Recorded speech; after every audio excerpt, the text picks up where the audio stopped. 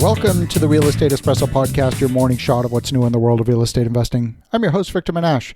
This is the weekend edition where we interview notable people from the world of real estate investing. Today's no exception. We have a great guest all the way from Hartford, Connecticut. Welcome to the show, Bob Lachance. Awesome. Thanks for having me, Victor. So, Bob, you work with a number of both real estate investors and entrepreneurs all over America. Why don't you give a little bit of your backstory, and we're going to have a great conversation. I'm very excited about today's talk. Yeah, absolutely. Well, I started real estate investing world back in 2004, but prior to that, I played professional hockey for 8 years. So I played all over the world, 4 years in the U.S., 4 years in Europe, and then started investing in 2004. And through that time, I also helped start a couple of real estate education programs. And through that, I also realized that there was a huge need in the industry for any type of real estate professional. And that was three main things. It was efficiency, scale, and time freedom, because each and every one of us is looking for one of those three things, if not all of those things. So I really took a step back from real estate investing, and I started a virtual assistant company back in 2014. So then I could offer those types of three things: the efficiency, scale, and time freedom to real estate professionals, whether agents and also real estate investors or property managers. So I've been doing that since then, and also investing in real estate as well. I love that. Of course, real estate investing is an active business. People often talk about it as being a passive investment, but in my opinion, there's no such thing as a passive business. They're all active businesses, and all businesses require a team. They require complementary skills. And one of the first things to outsource, one of the first things to hire are some of the lower level tasks. And the place where most people go first is they hire a virtual assistant. Maybe they hire a bookkeeper. And usually it doesn't work out. What is it? Why is it that that's the case? You know, it's pretty interesting because a lot of individuals that want to hire someone aren't clear on what roles they want to actually outsource. So every time I look at when I bring on someone new into my own business, I go through the 4 R's: roles, responsibilities, requirements, results. So number one, we have to be clear on what roles that we want in our business. Whether it's a bookkeeper, we have to focus in on those particular roles. If it's a cold caller to outbound dial to gauge seller motivation, then we have to make sure that that's the exact role that we want. Then you roll that into responsibilities to make sure we identify what the tasks are to fill that role.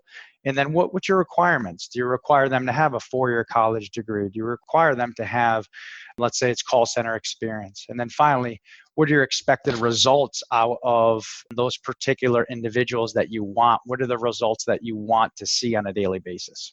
One of the things that I've done is I've worked with people all over the world. It doesn't matter whether I've been in the tech industry or now more recently in real estate. Virtually everybody that I've worked with has not been within that 50-foot radius that most people expect in a local business.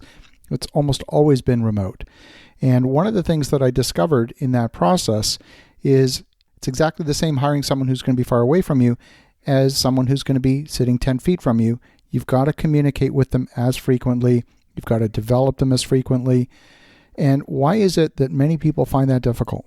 You know, it's interesting because you have to start looking at, and I do anchor back to the responsibilities and kind of management.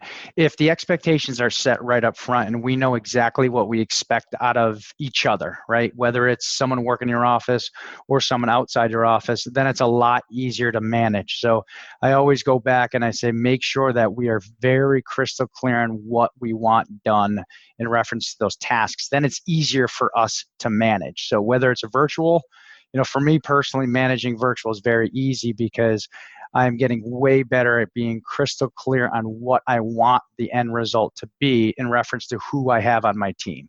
I love that. One of the things that I've struggled with whenever I've hired virtual assistants is, and I make the distinction between delegating tasks versus delegating responsibility. And I found that often I was delegating tasks, but everything would come back to me to check and double check. And therefore, the leverage that I was getting was not where it should have been because I was only delegating things at the task level. What are your thoughts? Yeah, you know what? That is a great point. What we've done as a company is we actually create an end-of-day report to make sure that you don't have to go back and check every little thing in reference to when a virtual assistant or virtual professional is working for you. So at the beginning of the day, we start off with a start-of-day report. Here's what I'm going to do, A, B, C, and D. And at the end of the day, we have the virtual assistant, virtual professional send me an end-of-day report with exactly what tasks were done. So, for instance, I know I talk about cold calling as an example. However many dials they do, they're going to send me an end of day report with the exact amount of dials they did, how many individuals they connected with, and how many individuals they sent over to me as a warm transfer to that says, yes, you know what, I do want to sell my house, or I want more information from you as a company. I love it. Talk to me a little bit about scale. Do you often see entrepreneurs hire more than one assistant with different skill sets and build a mini team? How does that all work? Absolutely. We have a wide range of individuals that work for us. And on the scale side, and the reason why, one of the reasons why I started this company is, here in the United States, when you start looking at statistics, the average salary of a 4-year college graduate, ranges a little bit from state to state, but the median average is around $45,000 within the United States. So for us in the Philippines, my company's based out of the Philippines and services U.S. based clients, real estate professionals, that is about a quarter of the cost from the Philippines. So for me, on the scale side, it's easier for me to be able to scale 1, 2, 3, 4 individuals from the Philippines rather than here. So to answer your question, on the scale side, it's a lot easier to start with one and then build off of it. What I always like to see, I like to see results before I'm going to build on any part of team, whether it's sports, whether it's business. You have to start first with one individual. You hit those KPIs, hit those metrics, and then you could always add on only if, real estate professionals, it's, we're very small businesses typically. And when we first start, we're ground level. And for us to build and get better and better and better, we need to make sure that we budget, and we're very conscious of where we put our funds. So I always recommend starting with one. We have a lot of individuals that come on and say, hey, I want 10 virtual professionals, 10 virtual assistants. I said, hold on, let's take a step back and let's start with one, so then we could really help build it from ground up to make sure it's sustainable and it works for you. One of the things when I talk to a lot of entrepreneurs is they say, well, I don't know that I can even keep somebody busy 8 hours a day because that's a lot to manage. Maybe they want someone 20 hours a week or even 10 hours a week. What are your thoughts on fractional virtual assistants? Does that work? Absolutely, it does. As a company, we offer part-time and full-time because of the information that we've gotten from years and years of data. Not everybody needs somebody full-time, so we also offer part-time service as well. We also have a team behind us that helps out create what we like to call a success plan, a 90-day success plan, to make sure that every single day there's enough tasks in the day for that virtual assistant to actually fulfill what you need in your business. So it's almost like a consultation walkthrough to make sure it fits within your business model. Now, of course, the Philippines are quite a few hours time zone away from most of North America. How does that work? Is there a handoff at the end of the day? Do people time shift their day to align with the time zone here? They do. They actually work night shift. So that's equivalent to us working our day shifts. I'm here in Eastern Standard Time. So we work anywhere from Eastern to Pacific Standard Time. But at theirs, they work at night. And why Philippines? I get that question a lot. Is because the English proficiency is absolutely incredible. English is a national, one of the national languages as well, and they also have a very high value on education. So everyone who comes to our company has a 4-year college degree, family oriented. They're very natural caretakers, which is important for us business owners because they look at it where our business is their business, and our success and their success is really, it's a team together because they want to make sure that they fulfill and really go above and beyond to service you because, they want to make sure that they work for you long term. How do you go about your recruiting process? We have a whole team in the Philippines. We have a sourcing and recruiting team that rolls into our training team, and then works into a placement team, and then on our operations. So if I take a step back, we have a whole team of 6 as of right now today, sourcing, looking for the best of the best in the Philippines that come back to us. We have a very extensive sourcing and recruiting process where only 5% of all of the applications that we get actually pass our rigid testing. I love it.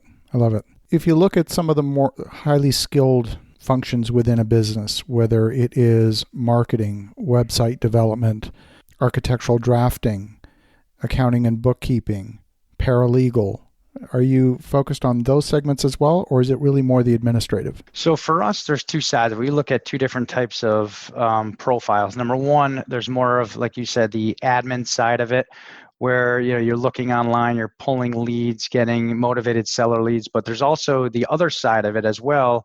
We like to call them ISAs, internal sales agents, that are on the phone all day long.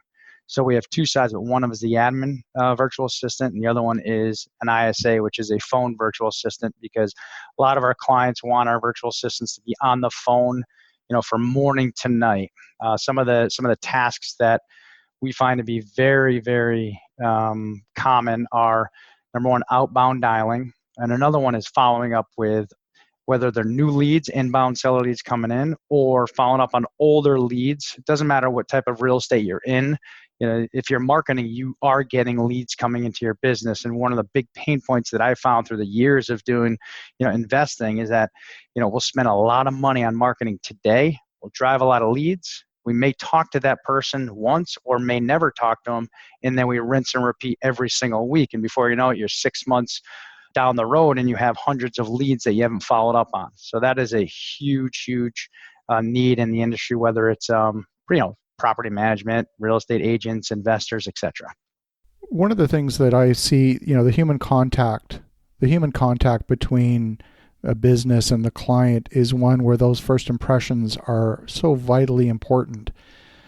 And I've seen mixed results where someone who comes in who's maybe not part of the core business is out there following up on leads, like you said, but sometimes leaves the client with the wrong impression.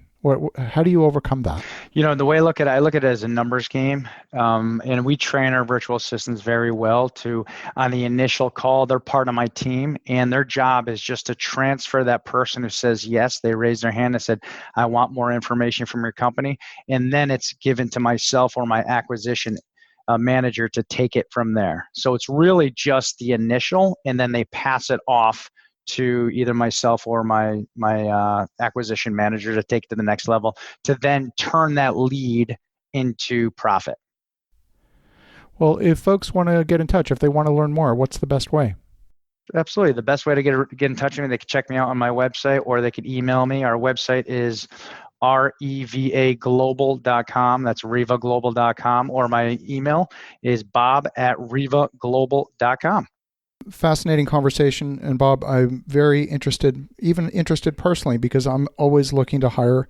So I'll definitely be following up with you. And for the listeners at home, definitely reach out to Bob at revaglobal.com or at his website, revaglobal.com. That's revaglobal.com. And for the listeners at home, have an awesome rest of your weekend. Go make some great things happen. We'll talk to you again tomorrow.